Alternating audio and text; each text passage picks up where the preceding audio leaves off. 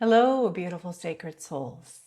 Today we're going to be exploring how to build a relationship when no one has taught us how, repair nervous system safety, and earned love. Today I want to talk about something that honestly feels both deeply personal and also surprisingly universal once you start noticing it. It's this experience of being in a relationship that feels emotionally mature, even though neither of you were shown what that actually looks like. And I want to say this right from the beginning. Nothing about this is being better or more evolved than anyone else. This is about nervous system learning, not moral achievement. So here's a personal reflection. Recently, I had a moment with my husband where we were under a lot of stress, financial pressure, life transition, serious uncertainty. And instead of spiraling into the patterns we both grew up with, something different happened. We paused, we reflected, we repaired, we came back into connection. And afterwards, I found myself thinking, we've never had this modeled for us, not in our families, not in our past relationships, and yet we're doing it now. And I felt this mix of awe and grief at the same time. Awe because something new is being created that is beautiful and powerful. And grief because neither of us learned this at an early age. From a psychological perspective, what we're talking about is attachment repair, emotional regulation capacity building, and earned secure attachment behaviors.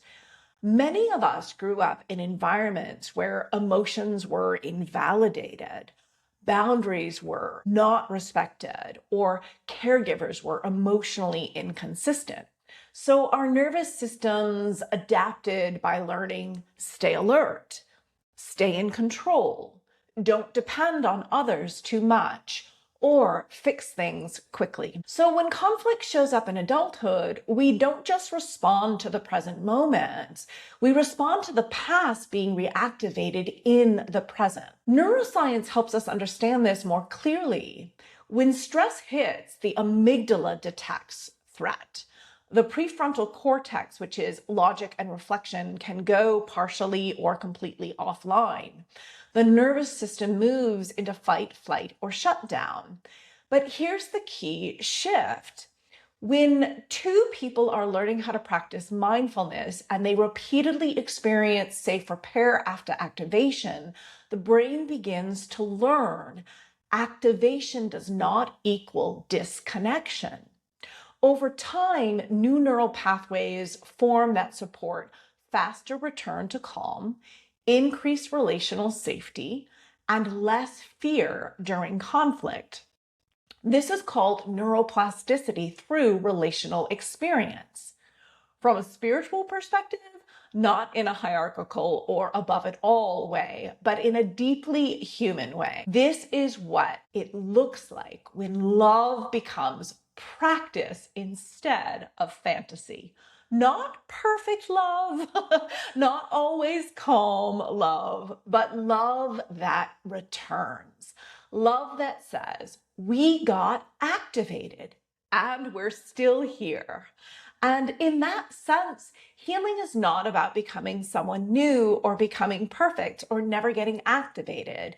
It is about becoming someone who can stay present when the old patterns arise. Here is the core truth. What my husband and I are learning, and what many of us are learning or could learn, is this. Secure love is not something you find. It is something you build through repeated repair. And repair is the real secure attachment, not never breaking, but knowing how to come back. So here is a practice that is trauma-informed, non-shaming, and accessible. I want to offer you this simple practice that you can do alone or with a partner. And this is not about fixing yourself. It is about building nervous system safety through self-awareness. You can think of it in 3 steps. Pause. Regulation first. When you feel activated, instead of analyzing or reacting, gently pause. Place a hand on your chest or simply feel into your feet and silently acknowledge something in me is activated right now.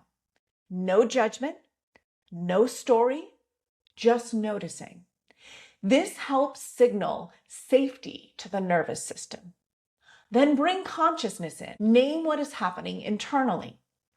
I feel overwhelmed. I feel like I need to fix everything. I feel disconnected. Not to change it, just to bring awareness to it. Because neuroscience shows naming reduces limbic activation. Then reconnect with yourself or others.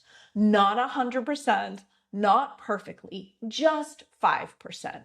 That might be taking space, slowing down the conversation, breathing, or simply saying, I'm here, I just need a moment. If you're with someone safe, you might also say, I'm activated, but I want to stay connected. So here's a closing reflection. What I am learning and what I want to share with you is that we don't need perfect childhoods to build emotionally mature relationships. We need self-awareness, repetition, and repair. And slowly over time, what was never modeled for us becomes something we can live, not because we are exceptional, but because the nervous system is always capable of learning something new when enough safety is present. And if this resonated with you, I'd love to hear. What is one relational pattern you are currently unlearning? And as always, be gentle with yourself. You are not behind. You are building something that was never handed to you.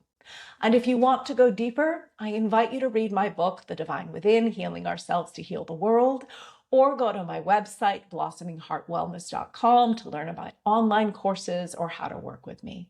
Sending you deep love and appreciation for who you are, wherever you are on your journey of healing.